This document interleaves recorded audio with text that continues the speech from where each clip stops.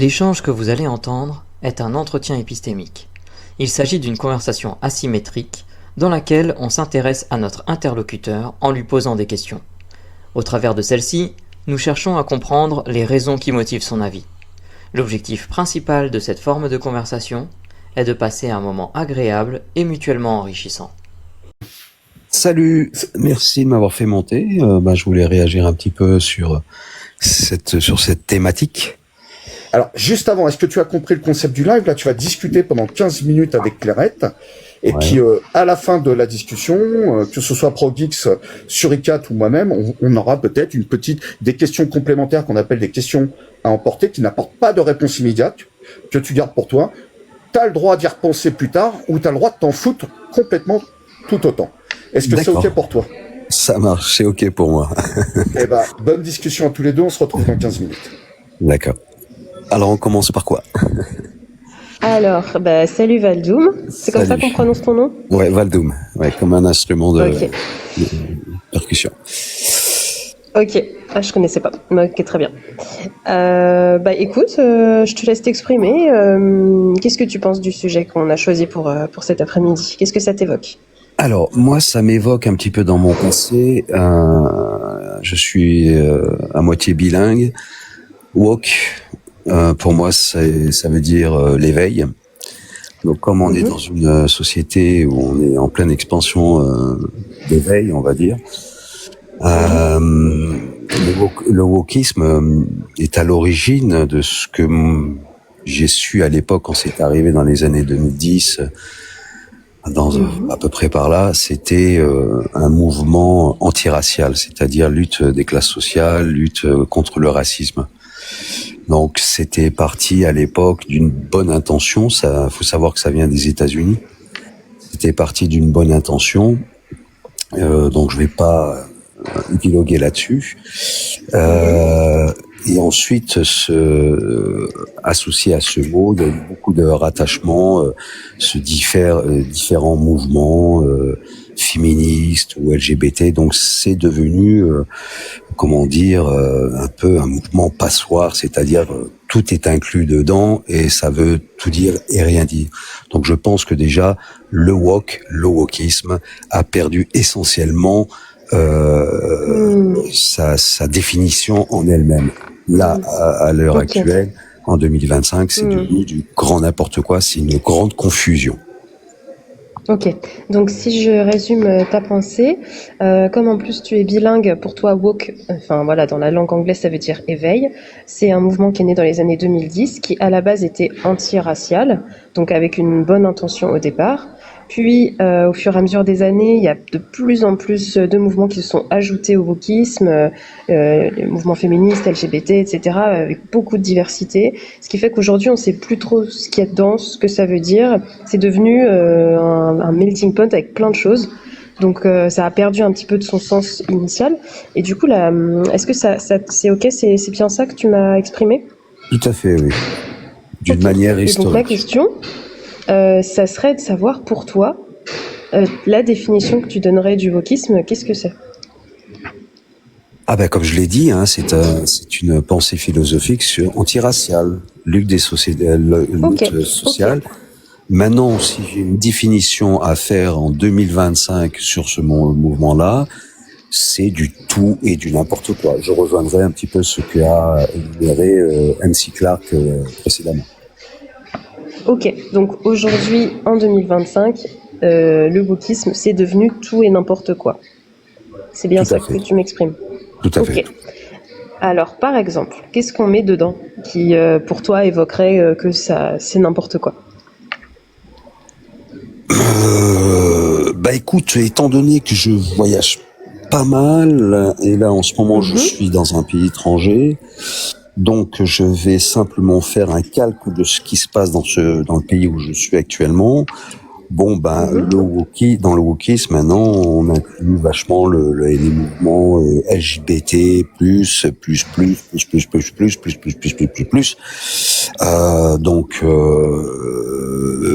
en fait, je pense, c'est une grande confusion sur l'identité de l'individu, quoi. Donc, ils préfèrent mettre une étiquette woke. Voilà, je suis woke par manque de réellement se définir en tant qu'être vivant et dans ce monde. Voilà, c'est un problème d'identité, je pense quelque part. Ouais, ouais, un problème d'identité. Ok. Alors, par exemple, les LGBT, qu'est-ce que c'est pour toi? Si on parle juste des LGBT sans ce qu'il y a derrière, par exemple. Ah bah pour moi c'est un peu c'est le plus gros lobbying international qui représente 0,01% de la population et pourtant c'est le plus gros lobbying, donc c'est l'influence politique, c'est l'influence économique, c'est la dérive complète sur tout ce qui est éducation, information, médias, voilà, c'est une puissance qu'on n'a pas vue arriver, mais qui est vraiment présente dans le système, dans la matrice, et qui est là pour complètement inverser les valeurs morales, spirituelles et identitaires. D'accord. Ok. Ah, c'est intéressant la définition que tu as des LGBT, c'est vraiment intéressant. Donc, un lobbying international qui pourtant concerne seulement 0,01 de la population selon toi, et qui entraîne des dérives concernant l'éducation, l'information aux médias et un inversement des valeurs morales. Et spirituelles. Et spirituelles, oui c'est vrai, excuse-moi, et spirituelles. Est-ce que, juste pour savoir, pour toi, LGBT, les lettres, tu sais ce que ça signifie?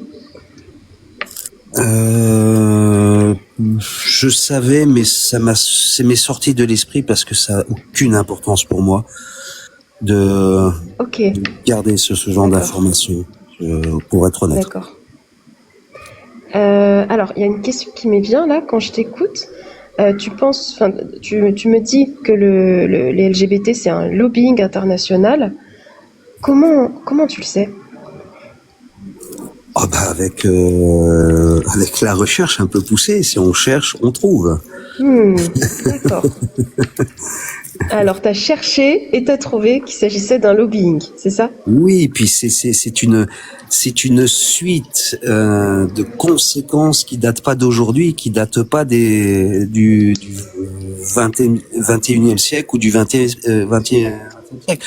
Ça remonte dans l'idée, hein, pas le mouvement LGBT, hein, parce que ce qu'on connaît maintenant à notre époque, mais toute ce schéma qui s'est inscrit au cours des siècles et des siècles vient de quelque chose qui est assez précise si on en fait les recherches.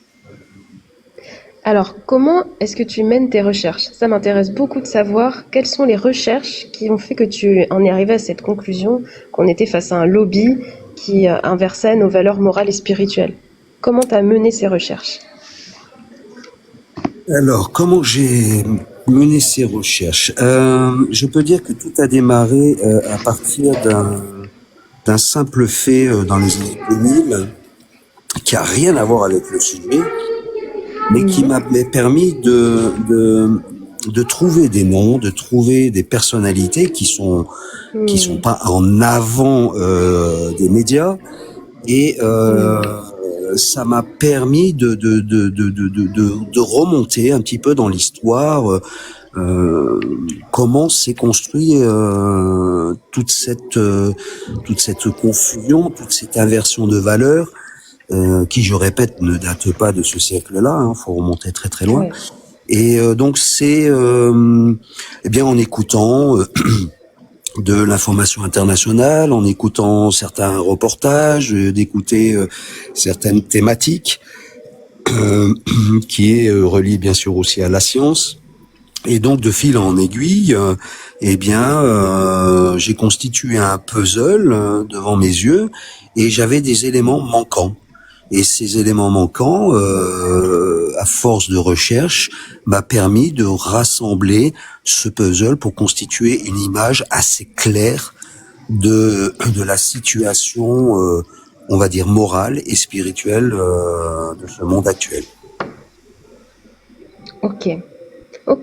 Donc des noms, des personnalités.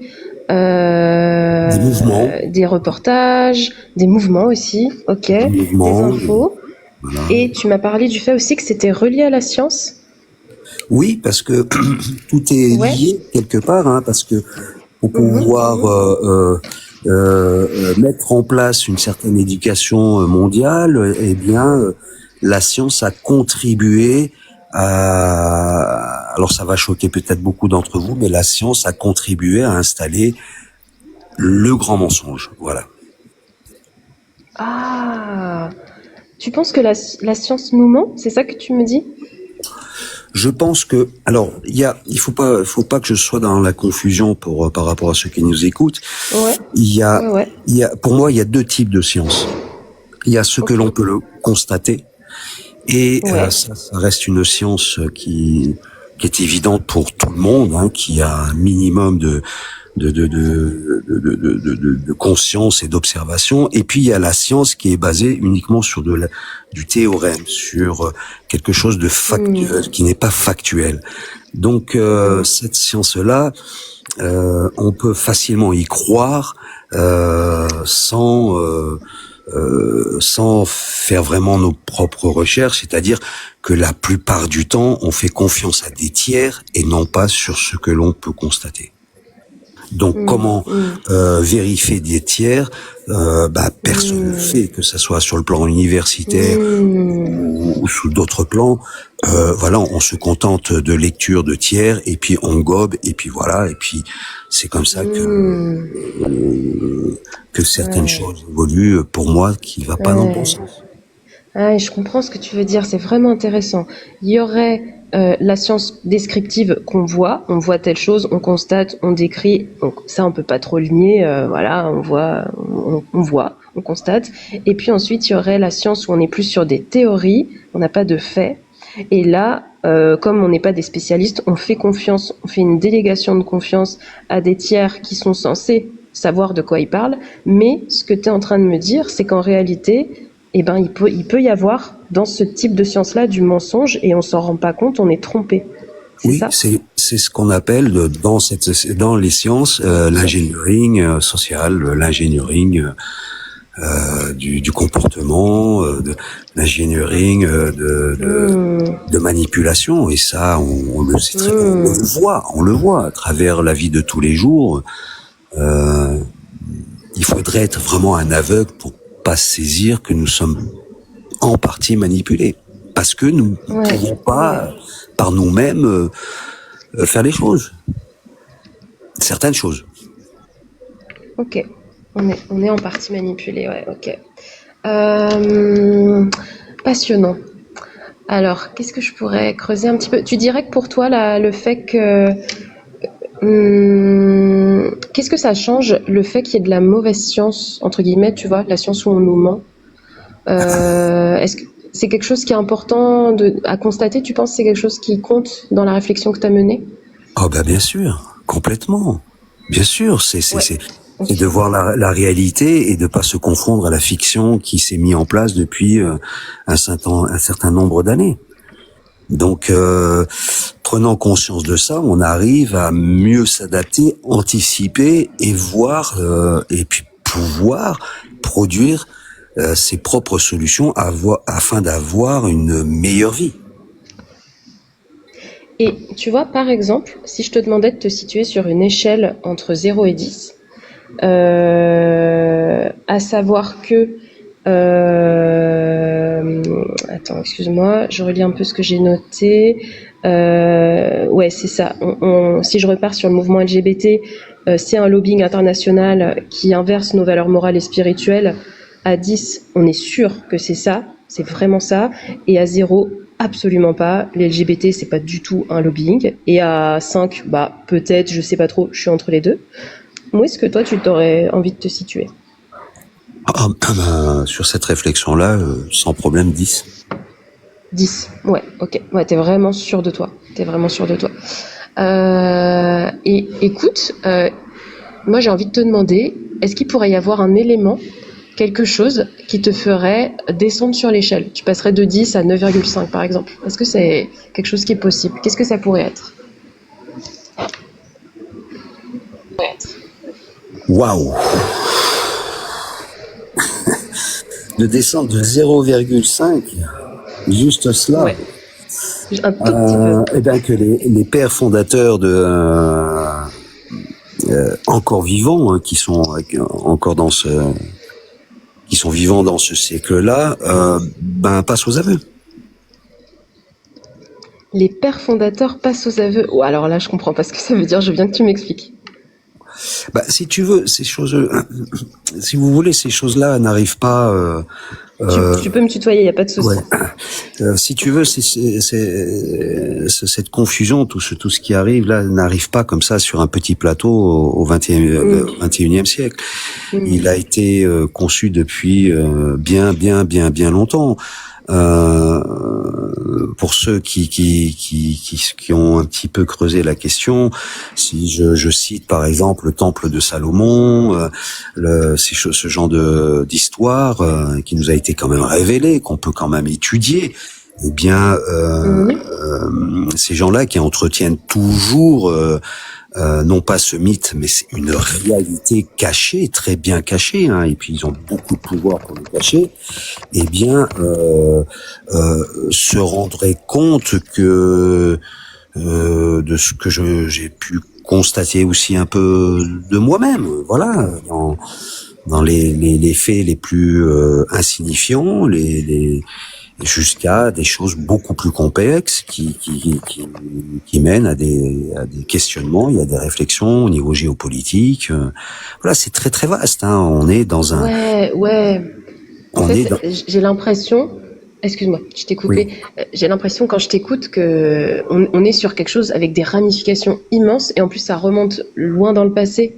Donc c'est tellement vaste et complexe que j'ai l'impression qu'il faudrait un truc encore plus énorme que ça pour que tu puisses un peu réduire ta conviction. Voilà. Et que du coup ça paraît peu probable que ça arrive parce que par exemple quand tu me parles des pères fondateurs, les pères fondateurs qui passent aux aveux, c'est qui les pères fondateurs? C'est des gens qui sont déjà décédés ou c'est des gens qui sont encore vivants? Non, c'est encore des gens qui sont encore en vie et puis de génération, c'est intergénérationnel, ils entretiennent cela. Ok. Je vais te poser une dernière question, puis après on va devoir s'arrêter parce qu'on dépasse les 15 minutes.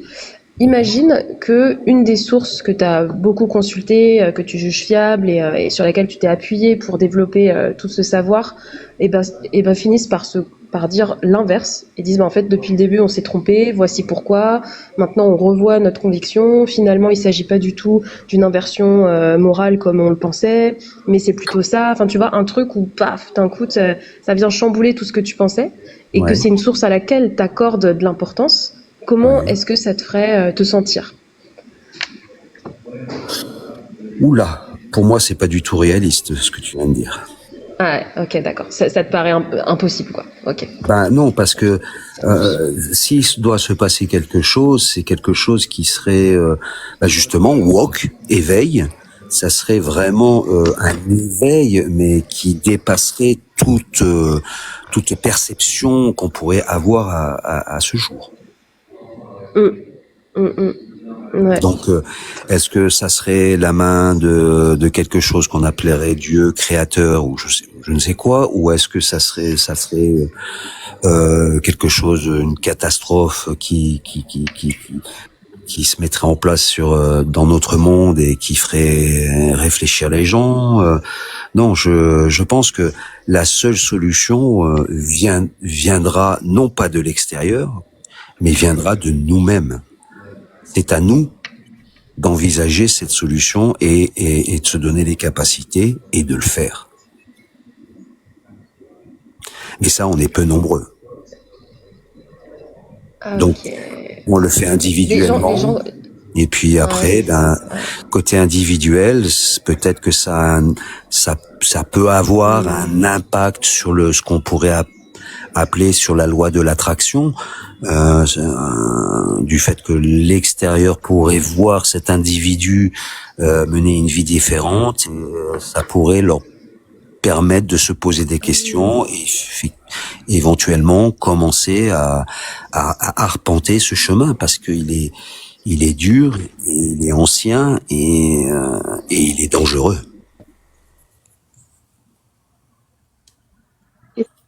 Est-ce que vous m'entendez? Oui, on t'entend. Ouais, c'est bon. Excuse-moi, c'est que ça a coupé. Ok, bah écoute, comme toujours, c'est trop court parce que vraiment j'aurais adoré creuser davantage sur tes sources, sur tout ce sujet-là. Mais je pense qu'on va devoir s'arrêter. En tout cas, merci beaucoup pour cet entretien passionnant. Est-ce que mes coéquipiers ont des questions à emporter pour Valdom? J'en avais potentiellement 2. Alors, je sais pas si je peux en mettre 2.